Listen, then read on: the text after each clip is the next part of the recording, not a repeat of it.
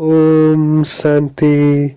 ब्रह्मकुमारीज राजयोग सेवा केन्द्र गङ्गबुकी सञ्चालिका रिता दिदीज्यूको लौकिक आमाले शरीर छोड्नु भएकोमा हामी ब्राह्मण परिवारको तर्फबाट हार्दिक श्रद्धाञ्जलीको पुष्प चढाउँदै शोक सन्तप्त परिवारमा धैर्य धारण गर्ने शक्ति मिलोस् भन्दै पशुपतिनाथ शिव बाबाको शरणमा हार्दिक श्रद्धाञ्जली चढाउँछु आमाको चरणमा।